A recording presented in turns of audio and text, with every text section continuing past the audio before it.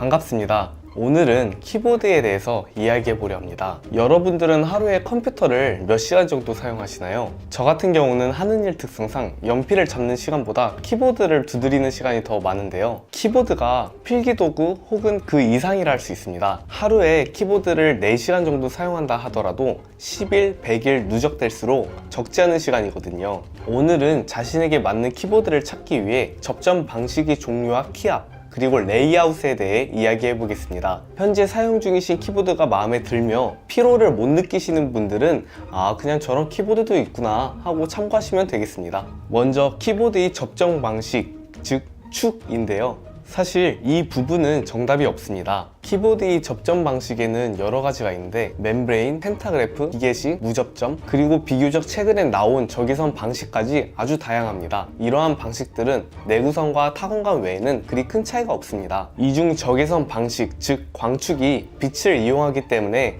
0.2ms의 빛의 속도만큼 빠르다라고 하지만 실제 USB가 지원하는 폴링 레이트가 1ms이기 때문에 이 특징을 완벽히 활용하지 못합니다. 따라서 각 접점 방식은 타건샵에 가서 여러 제품들을 타건을 해보고 마음에 드는 축을 찾으시면 됩니다. 저는 저렴한 2~3만원대의 갈축 키보드를 사용하다가 레이저사의 메카 멤브레인 키보드를 사용했고요. 이 키보드 이름이 오나타 크로마인데 타건해 보신 적이 없으신 분들은 꼭 한 번씩 타건해 보시길 추천드립니다. 집에 친구를 데려와서 이 키보드를 타건시켰을 때의 반응이 한컴 타자를 꺼내서 메밀꽃 필 무렵을 펼치더라고요. 키감이 굉장히 쫀쫀하고 비유를 하자면 모나미 볼펜을 누르는 것보다 더 느낌이 좋습니다. 그리고 레이저의 옐로우 축을 사용해 보았고요. 카일 박스 적축, 그리고 정전 용량 무접점 키보드를 사용해 보았습니다. 제가 키보드를 이것저것 사용하다가 회의감을 느꼈던 순간이 2년 전에 사용했었던 멤브레인 키보드를 오랜만에 사용을 해 보았는데 느낌이 너무 좋은 거예요.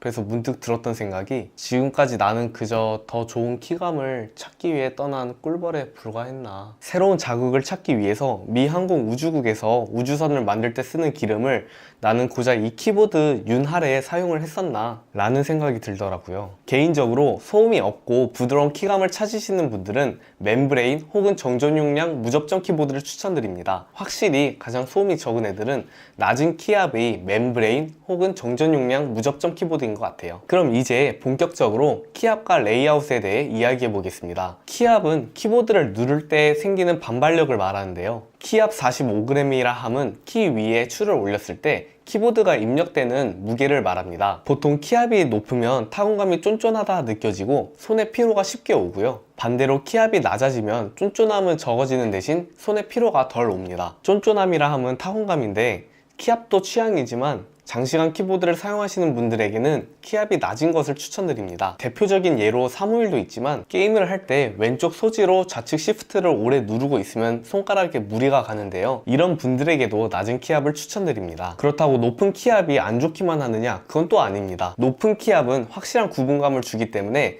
오타 발생률을 줄여줍니다. 낮은 키압은 생각보다 오타가 많이 발생하는데요. 현재 제가 사용 중인 이 무접점 키보드는 키압이 35g인데요. 정말 손가락이 스치기만 해도 눌리고 심지어 타이핑을 하기 전에 손가락을 올려두고 생각을 하다가도 이렇게 눌리는 일도 빈번합니다. 그러다 보니 타이핑할 때는 상관이 없는데 손을 얹고 대기를 할 때 키보드에 손을 기대지를 못해요. 하지만 낮은 키압에 익숙해지면 손가락에 피로가 덜해 정말 편합니다. 마지막으로 레이아웃입니다. 보편적으로 키보드의 레이아웃은 풀배열, 텐키리스, 미니 배열 등이 있고 그 외에 해피 해킹만의 독특한 키 배열, 그리고 사용자가 원하는 대로 맞추는 커스터마이징 키보드 등이 있습니다. 텐키리스 키보드는 풀배열에서 우측에 있는 키패드를 뺀 키보드인데요. 작업 공간을 좀 더 확장할 수 있다는 장점이 있습니다. 우리 몸에 가장 좋은 컴퓨터 자세가 뭔지 아시나요? 위 사진과 같은 자세인데요. 팔꿈치는 90도이며 팔의 하박부터 손등까지 일직선으로 나아가고 양팔은 어깨 너비만큼 벌어진 자세가 가장 편한 자세입니다.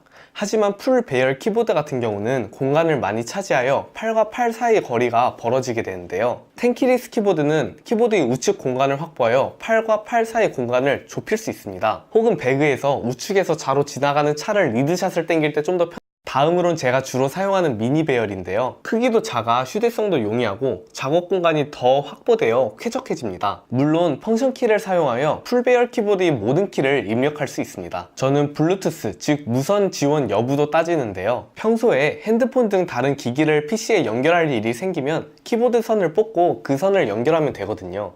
이게 정말 편합니다. 뿐만 아니라 이렇게 촬영하다가도 멀리 있는 PC를 조작할 일이 생기면 무선 마우스와 무선 키보드로 멀리서도 조작할 수 있다는 편리함이 있죠. 해피 해킹 키보드는 프로그래머에게 가장 최적화된 키보드 레이아웃을 제공해 줍니다. 리눅스의 모든 명령어를 이 안에서 해결할 수 있고, 자주 쓰이는 컨트롤 키를 캡스락 버튼으로 올려 소지 동선을 최소화했다고는 하지만 저는 도저히 이 배열을 적응할 용기가 안 나요. 마지막으로 커스텀 레이아웃이 있습니다. 사용자가 원하는 레이아웃을 찾아서 그에 맞는 PCB판을 의뢰하거나 구하여 거기에 맞춤 제작을 하는 건데요. 이건 사실 추천이 아니라 그냥 이런 세계도 있구나 하고 넘어가시면 됩니다. 가격도 가격이지만 발을 들이는 순간 거기에 쏟는 시간도 시간이라서요. 키보드 레이아웃에 대해 이야기를 하다 보니 컴퓨터 작업을 할 때의 올바른 자세에 대해 기회가 되면 이야기를 또 해보고 싶네요. 네, 오늘 영상은 여기서 마치도록 하겠습니다. 키보드와 관련해서 궁금하신 점은 댓글을 남겨주세요. 고맙습니다.